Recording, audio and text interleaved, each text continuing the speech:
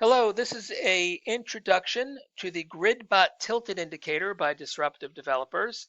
This is Zadex. I'm one of the coders who worked on the project. I'd like to give you a quick overview of the indicator, how to apply it, and some settings you can use. So we will start with a blank chart. This is a BTC USDT 1 hour buy bit chart, and we notice a trend, a steady downward trend. We'd like to build a GridBot around this trend, so we can take advantage of these swing points, perhaps make some sales at the top and make some purchases near the bottom, and then continue making sales and purchases. So to build the GridBot, we first add the indicator. And the first thing you need to do is set the high, time, and price. And all you do is use the crosshairs to select the exact time and price and click. Then select the exact time and price for the low point, click, and accept the disclaimer, terms and conditions. The upper and lower time and price is already filled in for you because you selected that on the chart. We'll keep the number of grids to 10, and for now we'll just leave this tilt to 0, and I'll explain what this does in a few seconds. So we'll apply. So a GridBot will form around these parameters, and if you're not familiar with the GridBot, basically what we're doing is we are making successive transactions at each grid level or at various grid levels. So we'll start with a sale, wait about 2 grid levels, make a purchase, have an immediate sale, stop loss, and we continue down several grid levels.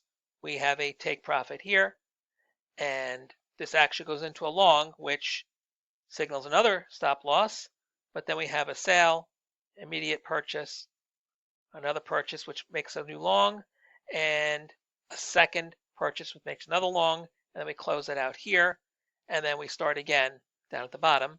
And with the grid, the theory is that when the market is ranging, we just keep on making transactions at various grid levels as the market fluctuates. For this GridBot, though, we want to tilt it in the direction of the market. So what we're going to do is we're going to go to our settings, and you'll notice the tilt factor right here, and this is all visual, so at first you have to just experiment and see, depending on the pair, how much each tilt moves the actual grid lines. But we'll see as we start to move the grid lines down by the tilt, the GridBot reacts. So we're going to lower this not to the exact same angle as this trend line. That would be too steep for the grids. So let's just go to about 5 or 6. So for now, let's just leave this angle. It tilts in the direction of the market, but again, not too steep. And we'll start to play with the number of grids. Let's change this from 10 to 25. And you'll notice that it forms 25 grids. This might be better for a market like this. It's not taking transactions at every grid level. It's filtering out signals based on the trend and based on what we call signal spacing, which is down here. And signal spacing is the factor of the spacing between each grids and when we're going to take transactions. So let's lower this for demonstration to a very low number. Let's just put it all the way down to 0. And you'll see numerous transactions. Basically, it's taking transactions pretty much at every grid level. Okay, there's some of these are still filtered. We'll get to that in a few minutes. But you'll see this is way too many signals for a market like this. So we'll start increasing the signal spacing.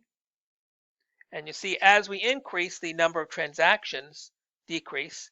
But there are always going to be more sells than buys because the market is trending downward. So we'll increase this. See, as we increase it to 4, we have a good spacing between signals. We can increase the grids even more. Let's increase it to 50. And you see there are a few more transactions because there are more grids to consider. So we'll again raise the signal spacing. since we have more grids, there's many more levels we can use for potential transactions. So with 50 grids, if you start to increase the signal spacing all the way up to 10, we're getting a lot less signals, but they're spaced out a lot.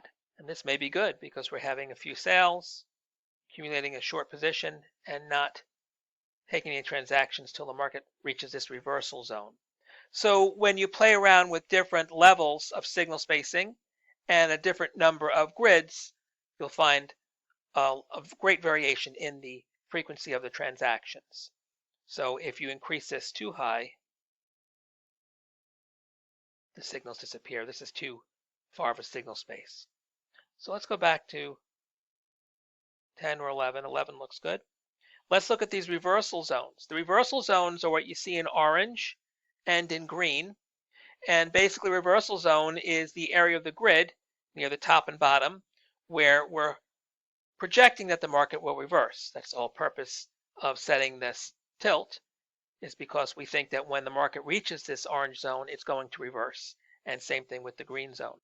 So we can adjust these reversal zones. If we increase these zones, let's say to 25,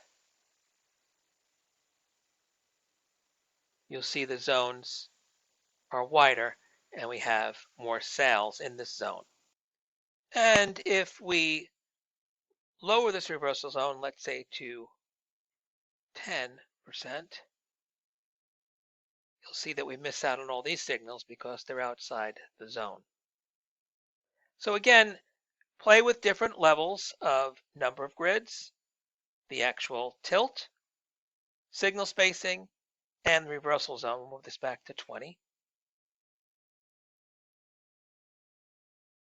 And what I skipped earlier was this altitude. All this does is raises or lowers all the grids on the GridBot.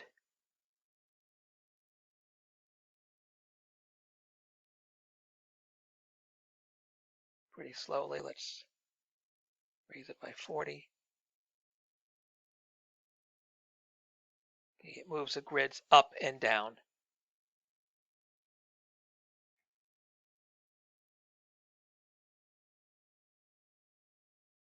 Creates a cluster of signals. So for now, we're just keeping this at 0. And the last two settings on here are the direction and candle trigger. Leave these on auto. There are different settings. You can override the market direction. If you believe the market is up, even though it's tilting downwards, you can change the direction up, but it'll increase the number of sales because you're telling the grid that it's going up, but it's actually going down. But if the market is pretty flat, you might want to override this if you know there's an overall long-term trend. If you change this to down, it should repeat what we had on auto because the market is going down and the GridBot is calculating that. And you can change this to neutral, but that's not advisable because here the bot does not know whether to buy or sell, so it just does both. This would probably be better for a flat market or a ranging market. Best thing to do is just leave this on auto and let the bot determine which direction the market is moving. The final setting, the candle trigger, this just determines which portion of the candle will trigger the transaction. If it's set to wicks, then the sales we made when the candle's high touches the next zone, and purchases we made when the candle's wick low touches the next grid level. And the rest of these are just experimental. The final settings down here are just appearance. So if you want to not show the grids, you can turn the grids on and off. This show selectors is in case you are lost and you don't know exactly where the highs and lows are. You can show the high is always going to be the yellow dot and the low is going to be the blue line dot, and you can readjust the grids if you want. And the final settings are for the colors. You can change the colors or transparency of the grid lines themselves if you want. So this has been a quick introduction to the GridBotTilted by Disruptive Developers. Please feel free to comment, make suggestions, or ask questions in our Discord. And if you're not a member, we'll put the links below for you to join. Thank you so much for your time.